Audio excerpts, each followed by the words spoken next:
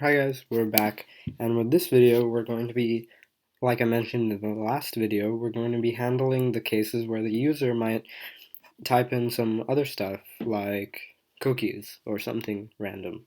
But we don't really want to handle cases like cookies, we just want y or n, so we're going to handle that this time. So to start with, we can make a more comprehensive if-else statements.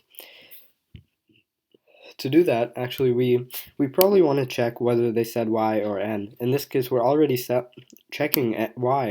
We just need to check n. So to do that, we're going to put this.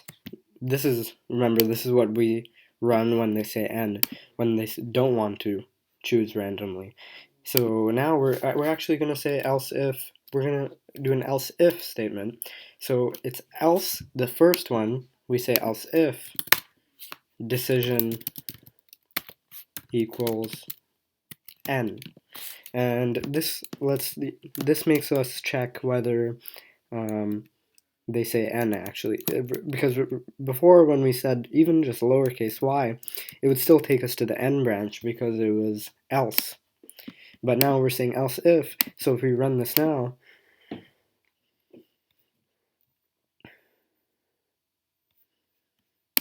what is your name? And let's say lowercase y again, and it doesn't do anything. It doesn't do either of these. And this is because it's not equal to capital Y and it's not equal to capital N, so it just does nothing. And to make sure that we don't just jump to the stuff below, and in fact we're going to move this because that's not very necessary anymore. We let's actually just move this above to here.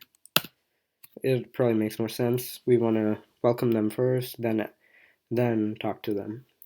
So we want to add a handle for the case where they say something like cookies, remember?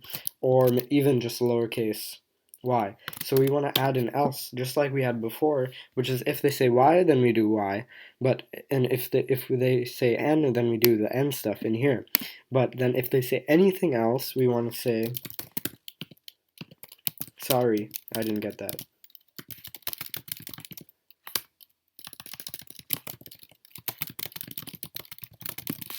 Okay, so now if we run this,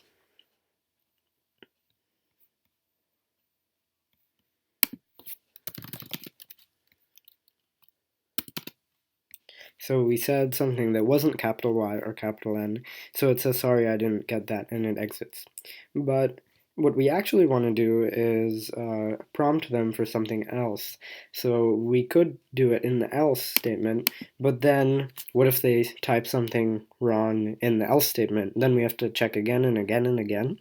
But to do this instead of having to write unlimited amounts of code, like just to keep checking one thing, we basically just want to run this code again and again, right? And we only want to run it in the case that this is in the case that this executes. So what we can say is we can make a variable decision, and we can make it before, and we can just set it to empty string right now. And let's leave a comment for any readers saying start with empty string. And so this would, remember, now we don't have to declare it here anymore because it's already declared. And we used var because it can change, because we started it as empty string and we want to change it later. And then over here, we can check with something called a loop. And the first one we're going to learn, first type of loop we're going to learn is a while loop. So a while, kind of like an if statement, checks a Boolean condition and then it loops accordingly. So we want to say while the decision is not y or n. That's basically what we want to say. Have they said y or n? If they have, then we exit out of the while, but if they have said anything else, then we continue looping. So to do this, we can, first we need to check, have they said y or n? So, and I'm going to go ahead and put this in a block, because, and if you're wondering how I just indented all of this code, I used the command square bracket on your Mac, left square bracket for left indent, and right square bracket to indent in. And this is how I didn't mention it before, but generally in Swift and programming in general, when you have else if statements, all these things, and you have curly brackets in a block, you put a block indented in one, which is usually like 4 spaces. This consists of 4 spaces. So, and then we indent it just because we want to show that it's like a hierarchy kind of. It's within this while. So we indent it one in, and then because we're inside this if, we indent that one in, and then just like that we keep indenting, and that makes our code a whole lot readable. So what we want to check, if you remember, is that have they said y or n? So because we have a variable decision here, we can actually access it in the while loop, because at first it starts out as empty string. So if we want to know when do we want to keep looping, we can say while decision is equal to y, or it's equal to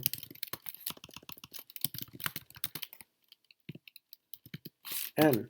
And actually this is telling us when is it. So this would be if they type in y or n, then we keep looping. So to change that, we're going to add an exclamation point here, like this, in parentheses around our big condition, because so now I'm going to explain it. so remember, our condition here is decision equal y. So that's, remember, the same thing that we had here before, if our decision is equal to the string y. And we have the similar thing here except with the n. And then what we have in the middle is called an or, and this is made by two pipe, whatever that key is called. You know, it's under your delete on the keyboard, and it's shift backslash basically, and you can make a bunch of these pipes. So that's two pipes, that's an or. So if true, if this is true or this is true, then it'll be true. So that's Boolean algebra. I mean, Boolean, that's just Boolean logic, sorry. And so that helps us make choices in programming. And this is an or. Later we have and, which we'll probably discuss too. But for now, we have this or. So if this is true or this is false, and if you think about it, actually, both conditions will never be true at the same time, because they're fundamentally asking different things. Because if it's equal to y, it can be equal to n at the same time. So, of course, these will never be true at the same time, but what our or is checking, if even one of these in our or statement is true, then we evaluate to true. And if even one of these is false, it's still fine. But if both of these are false, then we still say false. So, and then what our exclamation point over here is saying not. And so when this is not true, which is anything after the exclamation point, then so true will become false and false will become true. So in this case, let's say, actually let's run this so I can walk you through it. Okay, so we have our, what is our name again? And so this time we want to say lowercase y. So it says, sorry, I didn't get that. And because y is not equal to this, and it's not equal to this, so this doesn't work out. So these are both false. And because this is an or, so they're both false, so it evaluates to false. So this is equal to false. But then we have our not sign here. So false, our false statement, this is false, remember, so it becomes true because we have a not there, our So it reverses it. So while true means that, because this is all true, remember, so it means that it'll keep execute one more time. And then, so now it says, sorry, I didn't get that because, and then so it went here, and then now it returned here. So sorry, I didn't get that. And then we probably want to say, please repeat, or please re-enter answer. And we'll run this again.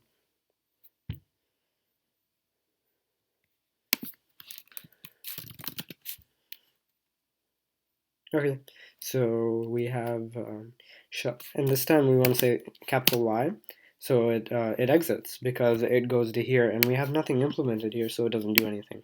And this time we say something random. Sorry, I didn't get that. Please re-enter answer. This time we say cookies, and it's not Y or N, so it keeps on prompting, keeps on circling in a loop. But this time let's say N, and then it'll say, then we'll get here. And what happened when we said capital N was that this evaluated to true, this half of the OR. So, and then because in an OR, if any one of the conditions in an OR is true, then the entire thing evaluates to true. So then this became true, and because we have a not here, because we have repeat while this, and because we had true without the not makes it false, and then say repeat while false means, because our condition evaluated to false, means we stop executing. So in that way, we made our program a bit more friendly to the user.